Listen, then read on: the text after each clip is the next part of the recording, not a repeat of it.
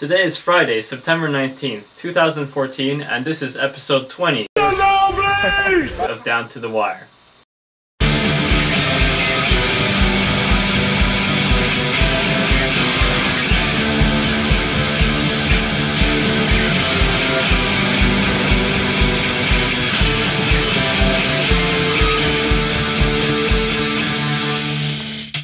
You're watching Down to the Wire, the show where we answer 5 questions in 5 minutes. Our 5 minutes starts now.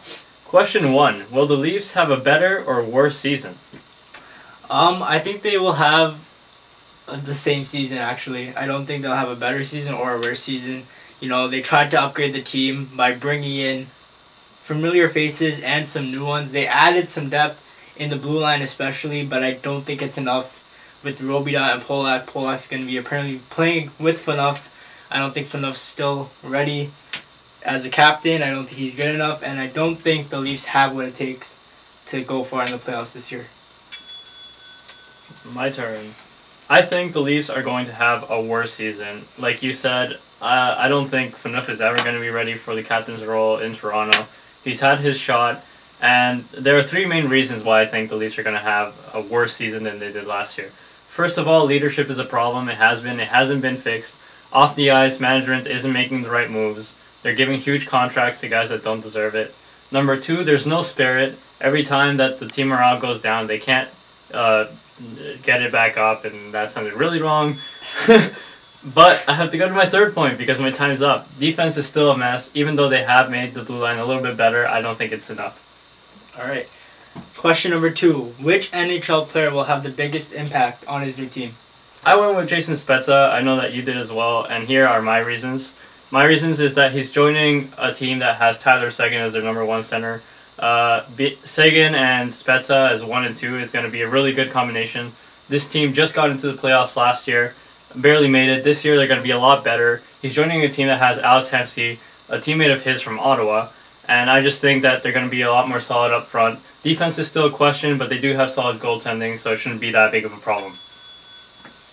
Alright, for me, I think Jason Spezza as well, but because he wanted out of Ottawa for a while now, he finally got his wish. He's getting a new start, new team, new faces. You know, the likes of Jamie Benn, Tyler Seguin, like you mentioned. Those players are going to help elevate his game, especially on the power play. He's going to do amazing on this team. I think he's going to have a bounce back year than the one he had in Ottawa. He wanted out, he got it. Now let's see what he does with it. Alright, and with an extra 5 seconds on the clock. So, 3rd question. Will Suarez shine in his first El Clasico?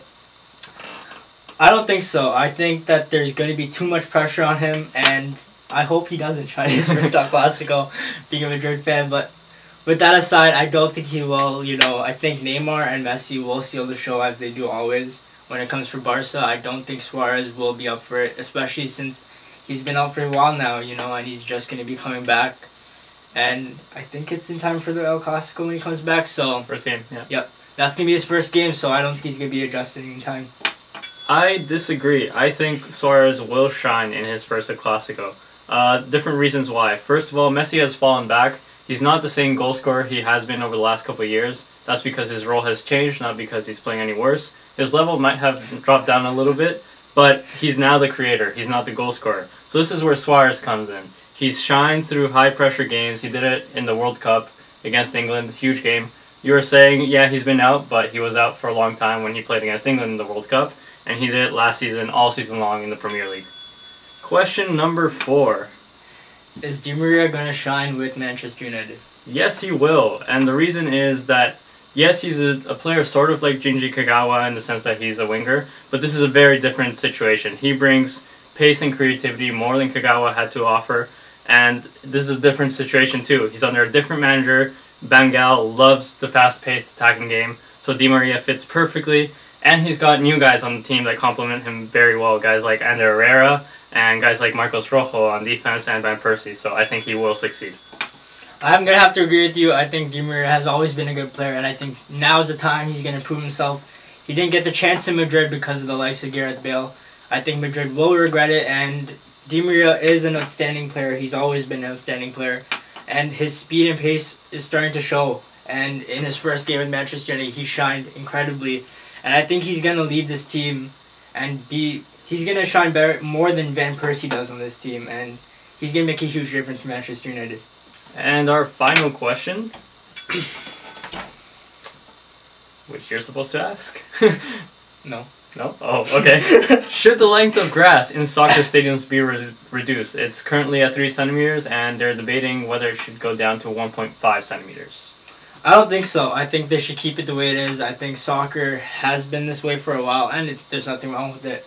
Why would you want to... Yes, they want to make the game arguably fast-paced, but I don't think this is the way to go about it, you know? And I don't think Jose Mourinho would be too happy about that either. He likes slow-paced games, and I don't think there's anything wrong. There's still teams that are able to counter really fast on this 3 centimeter field, so I don't know why they want to cut it down. It's kind of ridiculous for me. I 100% agree with you. I think it's something that's totally unnecessary, and this was a silly story that came up with Mourinho and Guardiola arguing about it. Guardiola being for reducing the length and Mourinho against. I say don't fix what's not broken. I think not to side with Mourinho or to go against Guardiola, but this is something that if it is changed, players are going to have to adjust to it. Sure, the game's going to be faster, but like you said, teams already play fast in the length that it is now, so totally unnecessary. No need for change. And that's going to do it today. Those were our 5 questions in 5 minutes. And we will hopefully be back next week. Hopefully you guys like this new format. It's a lot quicker, and we get through a lot more material. So, yeah. Yeah, don't forget to like, comment, and subscribe. And we'll see you guys.